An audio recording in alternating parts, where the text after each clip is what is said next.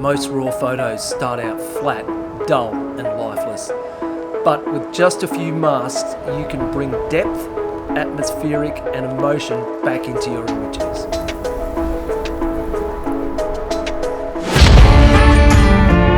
Now, forgive me if I am a bit flat, I have man flu. And if you are a bloke and understand what man flu is, it's the closest thing you can come to death without dying. Without further ado, here's the video. Most of the time, your RAW files are going to look boring. They should. RAW files are designed to hold information, not drama. Today, I'm going to bring an image to life using a few simple masks. Foreground darkening, midsection enhancing, and in the end, I will show you the before and after. This is a RAW file. Flat, lifeless, no depth. But the information is there, and that's what we're going to pull out. The first thing that I like to do is create a bit of a vignette.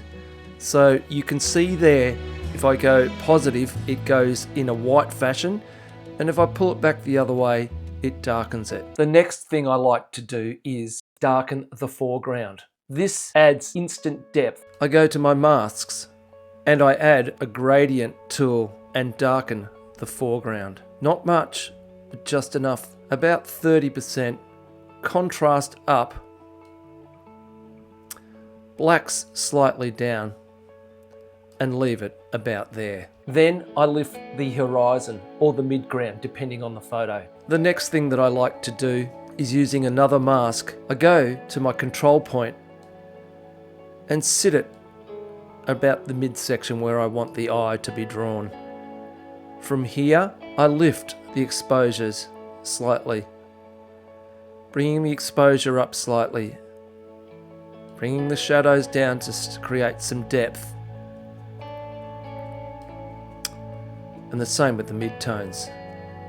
What you'll find, due to it all looking a bit green, I tend to give it a little bit of warmth, just to give a slight bit of separation between the green and the yellow, and maybe even go a little bit towards the red. Just a quick reminder, DxO still has its Black Friday sales on until the 2nd of December, and this is the cheapest that DxO software will go all year. So if you are looking to get a product off the DxO site, click the link below, and for more discounts use John15. So mask 3, what I do is I tend to grab the brush and paint in where I want the eye to be led, which is around this point here.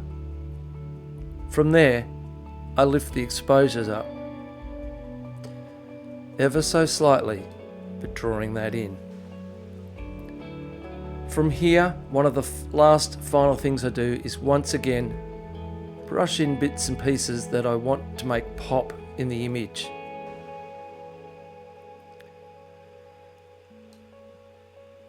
Bringing it down.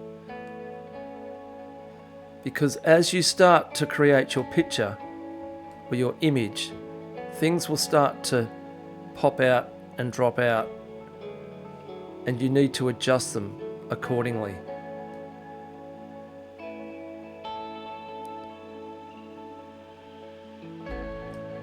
So as you can see, the before and after, you can see your eye is starting to draw into the center, and I'm drawing your eye down the center of this photo.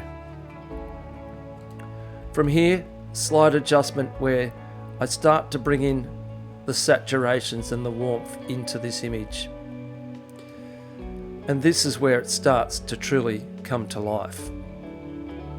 Again, I go back into my light and adjust things accordingly.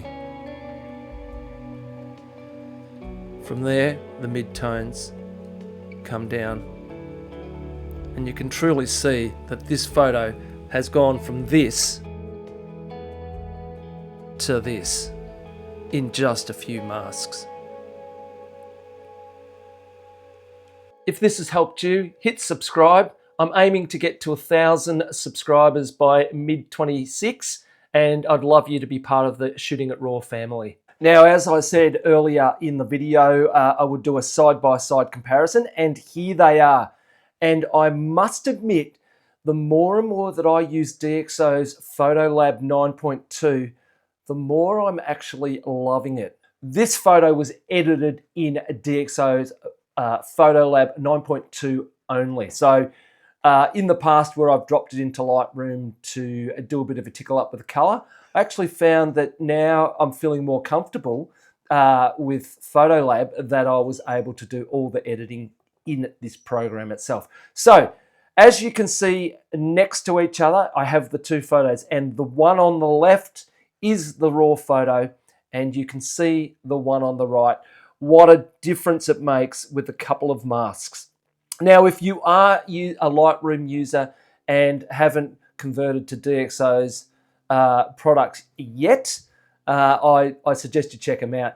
But you'll find in the masks that the tools that you'll also need in that is the gradient mask along with the radial mask and a brush, and that'll get you a very similar result. You probably won't get the raw processing power that you can get in the DxO PhotoLab 9, but that's my opinion, and I think the proof's in the pudding. So what do you think? Leave your comments below. That is your thoughts. I'd love to know your thoughts on these two photos if you like it. I probably have gone a little heavy on the edit, but I just wanted to emphasize what you can do to bring that depth into your photo. I hope you've enjoyed this video. I am John Von Hessar, an award-winning photographer from Melbourne, Australia.